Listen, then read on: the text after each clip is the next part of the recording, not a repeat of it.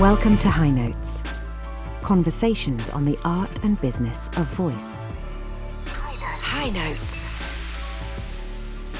Make sure you never miss a video on our channel by pressing that subscribe button, and if you like this episode, please do give it a like and leave us a comment below. Now, let's meet this month's guest. In this episode of High Notes, I have the pleasure of hosting Marverine Cole, an award-winning journalist, broadcaster and trailblazer in British media. From her formative years in Birmingham, fueled by an initial love of radio, to making British history in front of the TV cameras, Marverine's story is a real testament to perseverance, passion, and the power of using your voice. Join us as we talk about her extensive experience across TV and beyond, shedding light on the nuances of building a career in broadcasting, the challenges faced by Black women and minorities in the industry, and the impact of representation in the media. Marverine, thank you so much for joining us today. You have had such an extensive career with your voice, from TV all the way through to VO, and I am always interested in what you have to say. We have these little kind of random chats all the time, and I always think, I really want to sit Marverine down, and now here we are. So thank you for joining us. My Welcome. pleasure. I thought you were going to say, I really want to sit Marverine down and shut her up. No way, absolutely not. Let's get straight into it and start right back at the beginning, if we may. When did you know that you wanted to work with your voice? And were there any key events or influences from your childhood that set you on this path? Well, thank you very much for having me. Thrilled to be here. And yeah, there was definitely moments in my childhood, about 7 years old, when I was just totally obsessed with local radio in my hometown of Birmingham. Used to listen to a lot of radio. My eldest brother, Tony, used to love phoning in to try and win competitions where you would win the 12-inch extended mix of some great dance tune. And I was so excited to hear his voice speaking to the presenter on the radio. I was like, this is just a miracle. How does this happen? And then he gets a great record in the post. So radio just ignited my imagination. And instead of me wanting to enter those competitions, I was like, how do I be that person sitting in the chair in the studio, even though I had no clue what a studio looked like, what it was about, how you got there. No one in the family is in the media. So that was really a start of a journey of me exploring the media, TV and radio. But also my mum and her love of news and current affairs was something that was just, that cascaded throughout our family. So there was the obsession with media, and there was the obsession with what happens locally in Birmingham and the West Midlands and the rest of the UK and the world. Mum used to get the local newspaper delivered through our door every night, and we'd read it cover to cover, Birmingham Mail. And we would also watch the local news and the news at 6. I think when I was about 7, I was probably in bed by 10 o'clock for the news at 10. So those two things fusing together made me think about journalism and also how I could become a broadcaster, really. Yeah. I love the fact that it was commercial radio in Birmingham that piqued your interest. That's obviously where I come from. And I still feel today that without those lessons that I learned, I wouldn't be doing what I'm doing today. What then did that lead on to? Was your first job in radio? What was your first job that you booked using your voice? Oh, my goodness. The first job that I booked using my voice, it was probably being a volunteer at Radio Lollipop at Birmingham Children's Hospital when I had graduated from my degree in business studies because I wasn't brave enough to follow the traditional journalism newspaper training at 18. I went and did something that I thought was easier, a degree in business studies. After that, I applied to become a volunteer at Radio Lollipop. And anyone who remembers Radio Lollipop, I think it still exists, is a network of radio stations in children's hospitals around the world. And I would go and collect requests from poorly children and their families around the world and take them back to the radio studio. And whoever was presenting a show would read out the requests and play a tune for them. That for me was a great confidence builder as well, because at that age, believe it or not, Melissa, I was a quiet person. I was shy. I was a bit of a wallflower. inside, I knew I wanted to be more enthusiastic and be more outgoing, but I didn't know how. And that training of being led out onto the wards with another volunteer and just learning to speak to people that you didn't know, speak to young children, but also people who were in a really difficult and sensitive situation around an illness, that really grew my communication skills. And eventually then the head of the station said, "Oh, Marvin, do you want to try hand at a show?" And I was like, "What?" Yes, I want to play these records and play these jingles and speak to people listening to the station. So I got the chance to present a show, and that was probably the first time I'd really officially used my voice. I love that story and can connect with it in so many ways.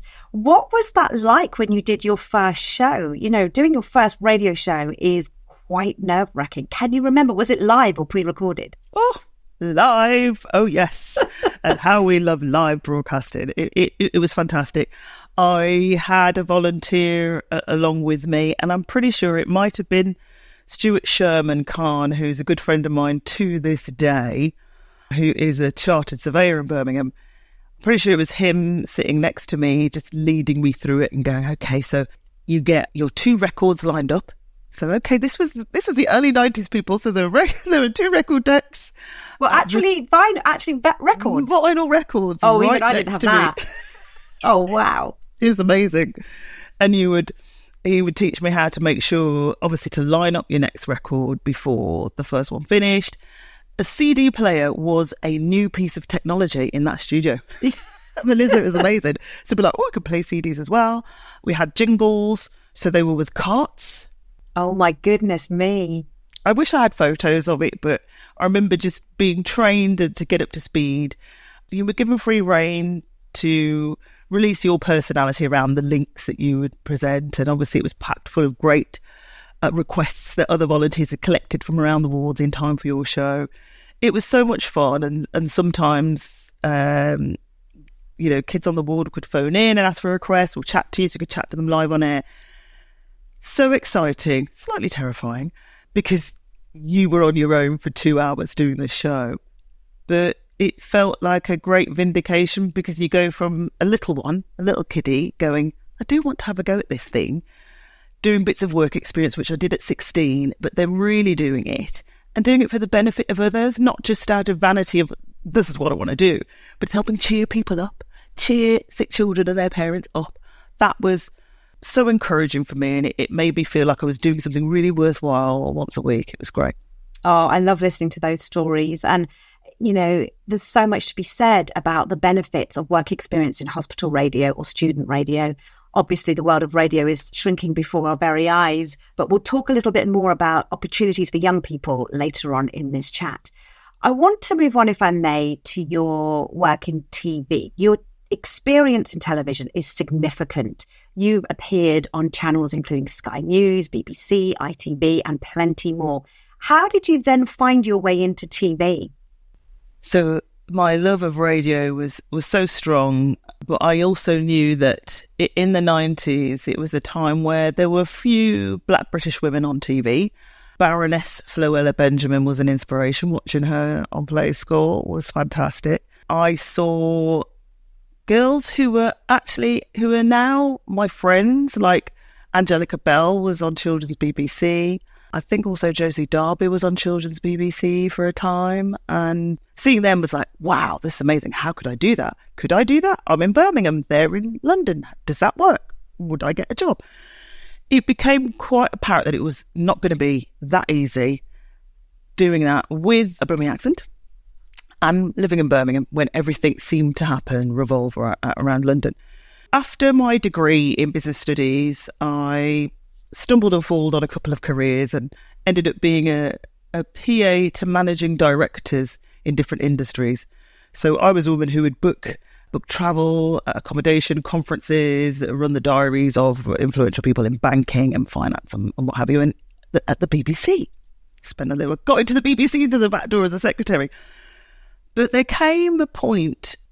Oh yeah, no, I almost forgot. Before I even got to journalism, before I forget, I found a cable TV station called Birmingham Cable TV. across town in Small Heath, and I wrote them a couple of letters and said, hey, is anyone doing your entertainment news? I'd love to do that. Don't know what to do, mind you, but hey, how about it?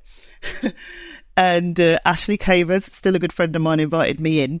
So for about a year, I was entertainment reporter. I would rush out on my lunch hour from my secretarial job as a BBC. Thankfully, I had an understanding boss. They are very important people in this world, understanding bosses. So Steph Silk would go, yes, Marverine, take a little extended lunch and then work later. And I would shoot off to Birmingham Rep or Ronnie Scott's Jazz Club and go and interview people, bands who were there doing something fantastic. And then I'd do like a little rundown of what exciting things, what else is happening in Birmingham this week. I wrote my own script. The team helped organise for a cameraman to meet me at the venue and for have permission to film. And I'd go and do these links and things off the top of my head for something like £40 a week, £40 a show. That was my first step into telly. But then I knew as I progressed through my career, I knew I wanted something that was going to have longevity, that was going to develop me as a professional. And my brain was going, but you're still always interested in news and what's happening in the world. So maybe the thing is not the entertainment side, which again looked really difficult to get into, and you had to be in London. Maybe it was journalism. And so I applied for a postgraduate to study the course, which taught me all the skills to become a TV and radio reporter, and then got a job. Where was that? So I studied, bizarrely, at the university that I ended up teaching at. Birmingham City University was running a brilliant fast-track journalism course, and you study for 6 months, Monday to Friday, 9 to 5, like a job. It was like, great.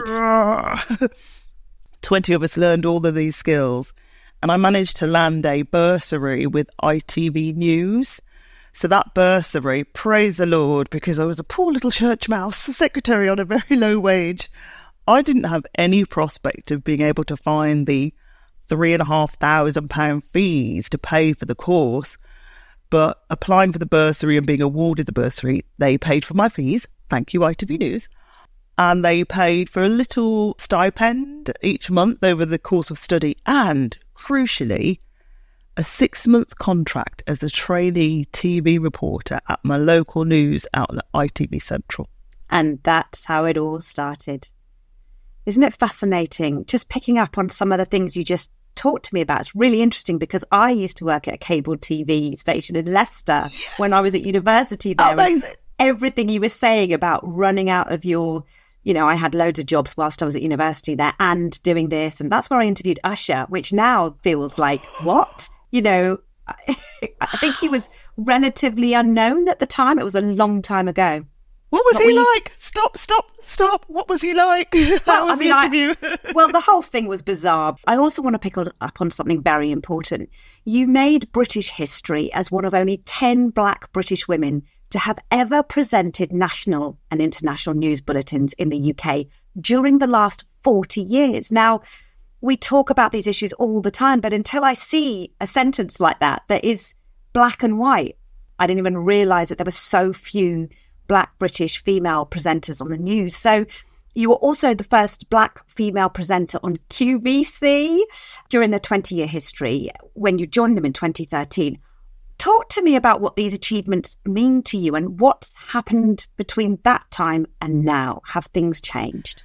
Yeah, it's fascinating. You go and do a job and you realise that you might be in a minority in that space. I mean, as a black woman, I'm in the minority anyway. I'm an ethnic minority. But in those media spaces, when you walk into a newsroom and you don't see anyone else that looks like you, or you might see a couple of other people, you're like, this feels interesting, unusual. I mean, I'm used to being in all white spaces anyway. It's to me, it's not a massive deal. But I think when it comes to the media and news, it's an industry that I feel really should be far more representative of the population as it can, and the data shows that really it still isn't. And that's not for want of excellence being out there and people trying, and great communities like We Are Black Journos, which brings Black journalists together who are just looking for opportunities, who are ready and raring to go.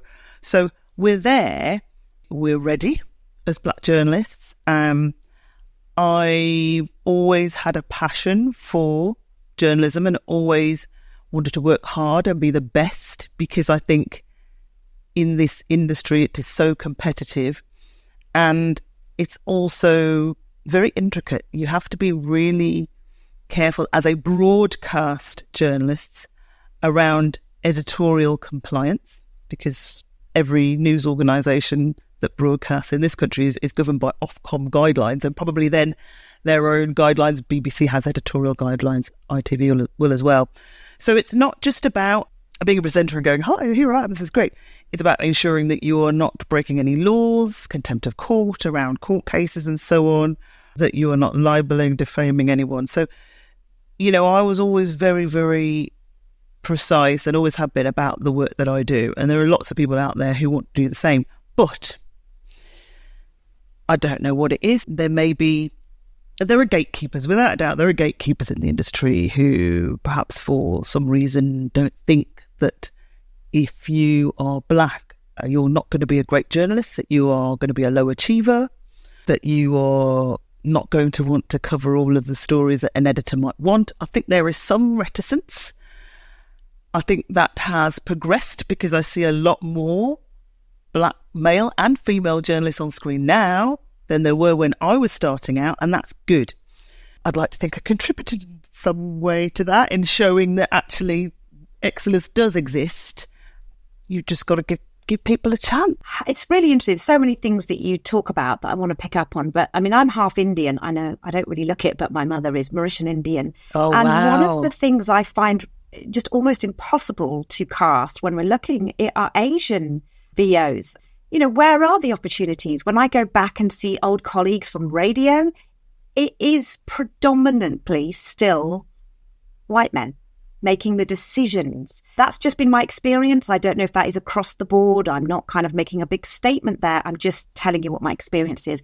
And in many cases, when I look at things like diversity and representation, just females are less than males in broadcasting.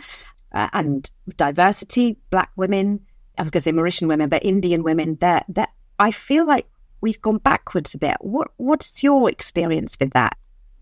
It's interesting. I think there's been a great change in the last 10 years. I started out in 1993 when, like I say, I would see Angelica, I would see Josie, I grew up watching Floella Benjamin.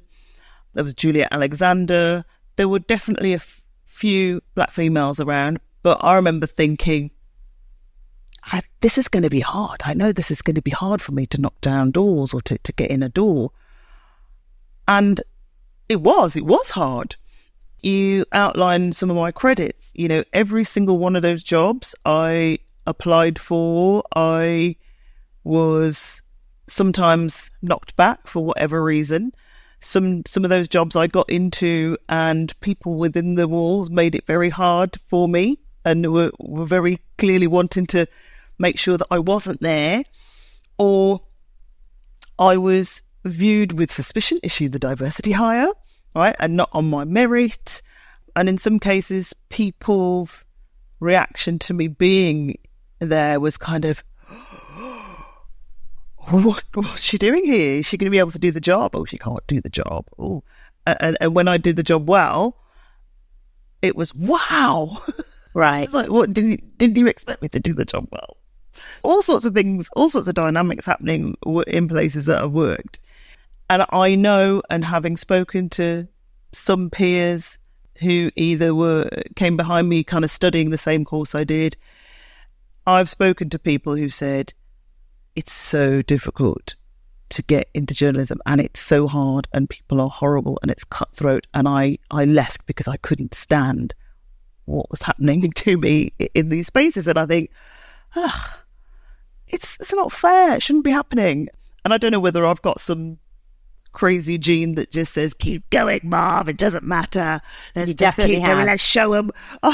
Or it's just, a little bit of madness. I don't know. But I keep going because I love the industry I'm in. But it's hard.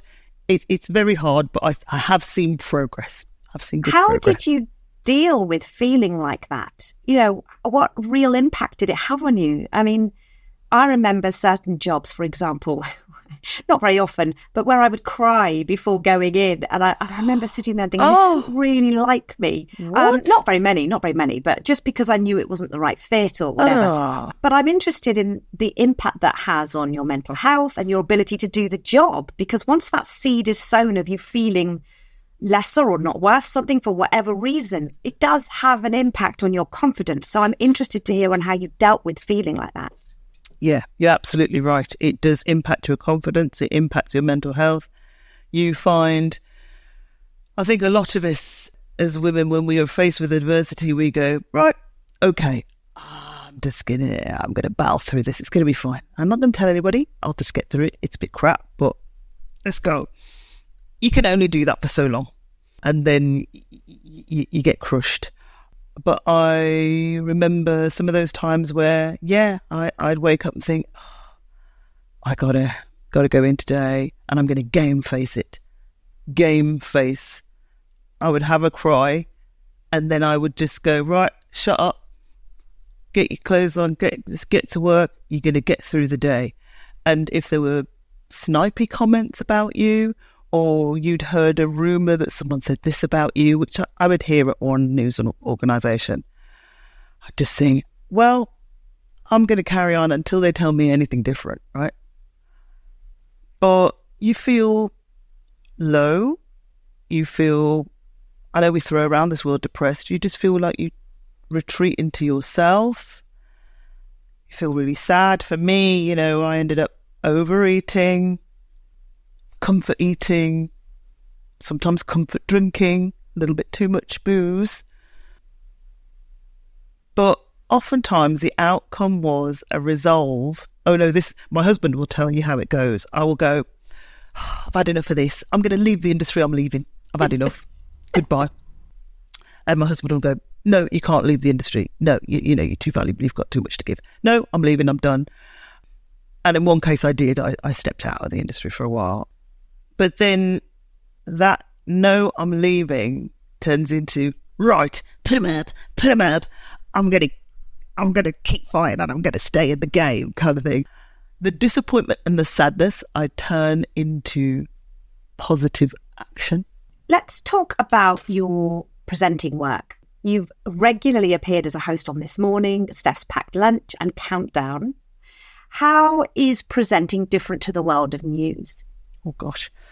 So on This Morning, and I still get called in now and again to be the journalist discussing different news stories of the day. That's really exciting. It's bizarre though. Same with Steph's Packed Lunch. I'd be on talking about news stories of the day. It's very distinct from presenting a bulletin where you've got a script, because you have to bring in your own opinion. And that is tricky sometimes, because I know lots of shows that love really opinionated people get angry. And I do that down the pub. But it's hard to do that and not get too carried away on other shows. So I have done those. They are interesting. You have to just think really in a different way to make sure that, for me anyway, I want to make sure that I'm not doing myself a disservice by saying something outrageous, overly outrageous. So I genuinely think, like, because Steph's Packed Lunch is gone now, but I know that This Morning I'm not controversial enough for them. Do you think? I know. Do you think? Yeah. I've listened to so much of your work, and I just think that it brings me back. I went to see George the Poet on Friday night in Bristol, and it was great. A little treat for Kate from BRAVA and I, and we both nearly bailed. We were both exhausted, and I said no, and she said let's go, and it was just, it was an incredible hour. We felt just to be in his presence and listen to him calmly and considerately discussing the issues that we've been, talking about and thinking about anyway, and privately and with our children, but just calmly to have a bit longer than the usual stabs on social media that you read. I think for me, you have a similar presence. It's calm and considered. I'm going to talk about your podcast in a minute. Thank you. Thank you very much. it makes me want to, dare I say, lean in and listen to what you have to say. So for That's me, lovely. as an Thank you audience very much. member, I really value that. Let's talk about your radio work. Big smile there. Woo. Let's talk about your radio work. You've worked on some fantastic productions, but can you talk me through some of those and some of the productions that have meant the most to you and what those experiences were like? So I've made some documentaries over the years. Over the last 10, 12 years, I've got a brilliant association with an indie up in Manchester called Made in Manchester, MIM. Ashley Byrne and the team, small team, work their butts off making documentaries about all manner of things. So I've worked with him over the years to produce mainly Radio 4 docs. So the first one I think I ever did with Ashley was about female gambling addicts called Look, Be a Lady Tonight. And I think probably the one, I did one for Radio 1 Extra about female MCs, because I love grime music, and I was curious about, at the time, a lot of the top female MCs and what they were about. What was their raison d'etre? Why were they in the game when it was very much dominated by men? And what did they write about? What inspiration did they get for their lyrics and all those sorts of things? So it was a little kind of a little exploration of 5 women. Loved that one. Sarah Jane Crawford presented that. And then the most recent one, 2018, I did Black Girls Don't Cry, which was a look at Black women's experiences of mental illness. And I produced and presented that for BBC Radio 4. That was the first time I'd looked at that topic. And it was also the first time that Radio 4 had really looked at that topic in depth. Which is one of the things that you do when you've got an idea. You think it's a great idea, it's brilliant, no one else has done it. You need to just do your research before you pitch to make sure it's not been done. But that was tricky because it's a time and it's in a slot where Radio 4 are happy for the presenter to explore some of their own connection to that story. I was nervous about doing that. Not done that before. But it was useful and meaningful as a way of being a springboard to then discuss how Jay and Jade, my 2 contributors, were feeling about their own treatment, how they lived with quite severe mental health conditions on a daily basis and some of their experiences in the past. A very emotional documentary to make, to tread back through your own experience. And then really disturbing to hear what had happened and what had happened to Jay and Jade in the past with their treatment. But it turned out to be hugely powerful, had so many messages from women before it was even aired. Somehow, the beauty of social media, lots of people knew about it coming up, had messages of, thank you, we need to hear this. And the same in terms of lots of messages afterwards. And it won the Mind Media Award for me as Journalist of the Year. Oh, so important work. With all of this experience under your belt, you've now also added VO to your skill set, i.e. you've trained with us here at BRAVA. We always say it's a completely different set of skills to learn, but I'm really interested to think about what you think about that training and has it added value to your work in any way? Did it feel like it was a different skill set? It definitely did. It definitely did. And I didn't realise until I got into the course with you actually, Melissa, because I've been recording VOs over the years because of the work that I do as a newsreader, and there might have been occasions where I'd be doing a video series and then they'd want some additional VO to go with the rest of the graphics and B-roll and what have you. I'd always done it, thought I knew, that's it, just read the script.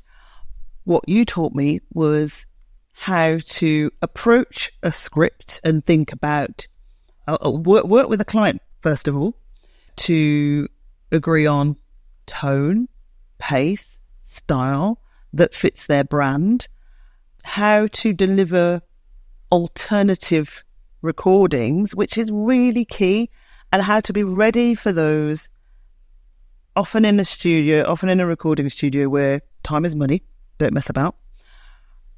And what you taught me around marking up a script to ensure then Say, for example, you do one version where you'll do an up intonation on a certain word in the middle or at the end.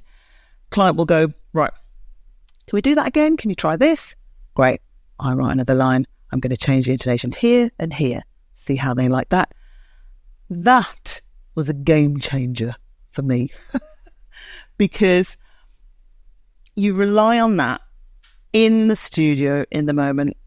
I was recording for a client last week in a studio. We had an hour. They extended it to an hour and a quarter on their terms, absolutely fine. I had, let's think, about 15 different digital ads to voicing to picture. I mean, everybody who does VO, they know this, right? But maybe, people who aren't who are in the VO world won't get this. They're playing the digital ads on the screen in front of me in the booth. So I'm talking to time, which is great. I've got that experience of talking to time with a newsreader to the final second.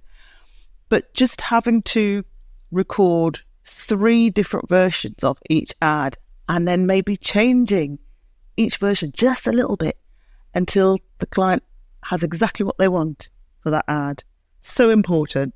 And for me, the training came into its own when the client goes, oh, that's great. When you've given them what they want and you're not extending their recording time in the studio with the editor. Because also we've got a video editor who is chopping my words to the bits and playing it back to the client straight off. So that when that session is finished, the client knows we've got everything we need. Now we're just going to lay them out on YouTube and Instagram.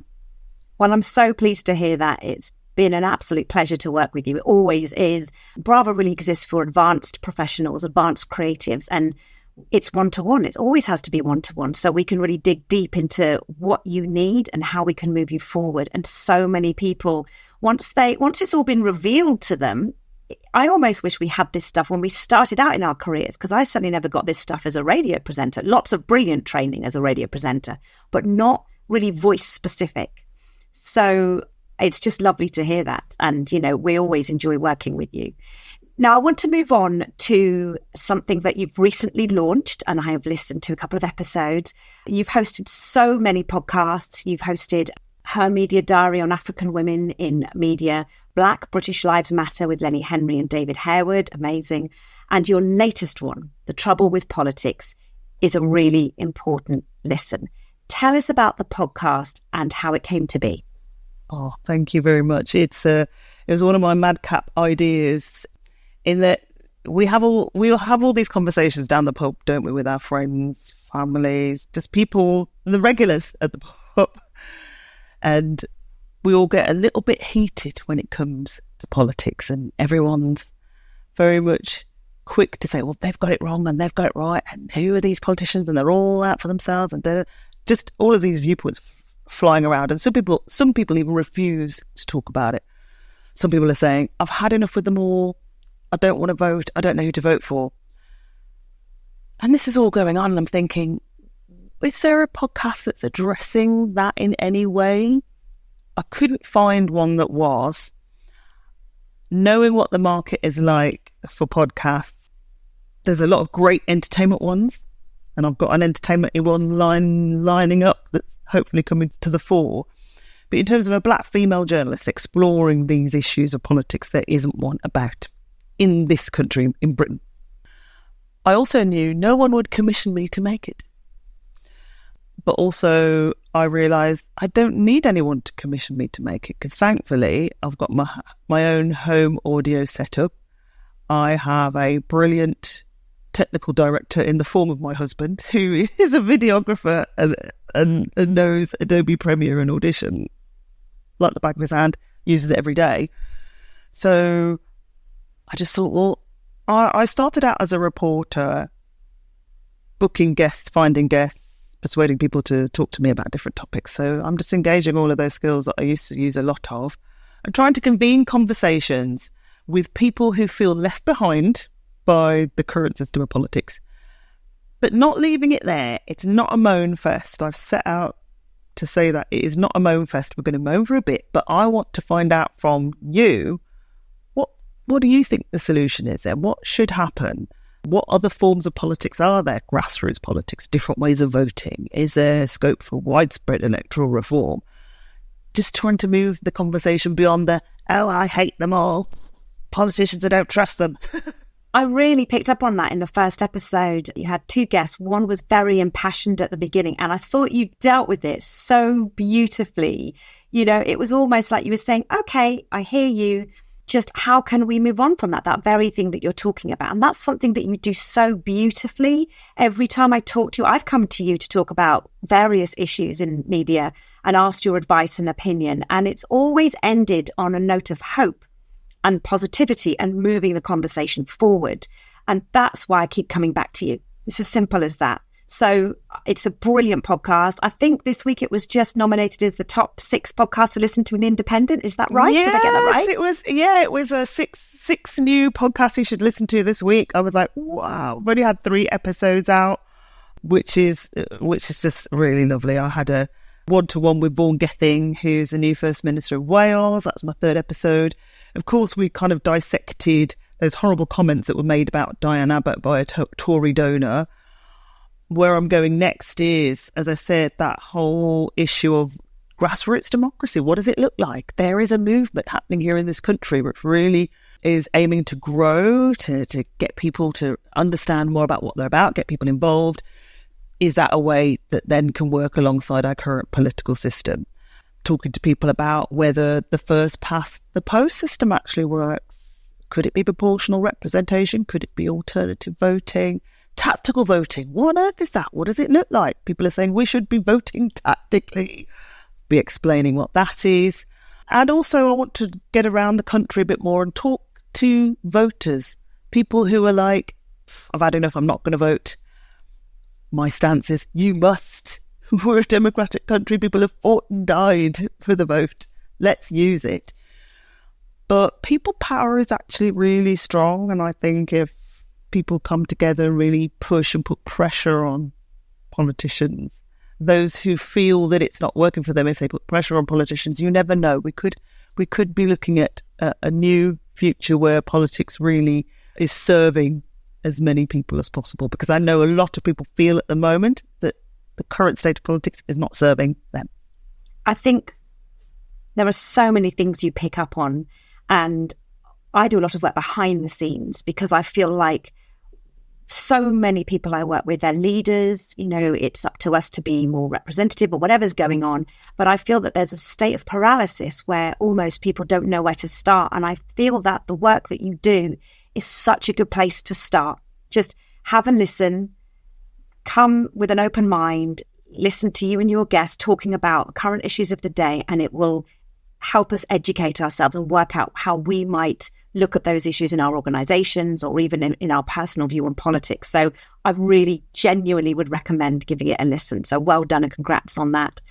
So we're going to wrap it up now. I could talk to you for ages as always, and I have loved this chat today. But really, I think I want to end up with asking you what your advice is to those starting out or working in the voice industry today. How can they get support? How can they get involved in the conversation as women, as Black women, as men, as Black men, as Asians? I mean, what's your advice to everyone who would like to get involved in the industry, whether it be presenting news or VO? I always had the dream to be in this industry in whatever way I could, in media, in broadcasting. And without a family background in it, I knew it was going to be tricky, but the one thing I did know was that I had to educate myself about the industry. So first of all, examine who's out there. Where are the studios for VO? Where are the TV studios, the radio studios? How do they operate? If you want to understand radio, you obviously need to look at Global and Bauer and the other companies that own stations. Where are the stations? How do they operate? There are community radio stations. Just examine where everything is. Listen, watch, read industry publications as well. There are a lot online. Read industry support group websites. I think you just need to understand the industry first before you can decide where you think you could be. And even as I say that, that might be an old-fashioned way of thinking of things. Where could you be? Because, of course, you don't have to align yourself with any station or show, because with this, you can just hop on TikTok or Instagram and make your own content and use your own voice in the edits and use your own face in the edits and be you and build a community of followers who love what you're doing, what you're talking about. So decide what passion you have, where your passion is, and follow that. And if you want to do your own thing, do your own thing. Nothing's going to stop you. Or if you want to try and work for an organisation, learn about who they are, the world that they're in, and then try and see if you can get in. Marv, it's a real pleasure and privilege to have you as part of the BRAVA community, and it has been fascinating talking to you today. Thank you so much for joining us. Thanks for having me. It's been amazing. And to find out more about our work at BRAVA and get info and tips, subscribe to our newsletter. The link is also below. Join us next time for more insights into the world of voice.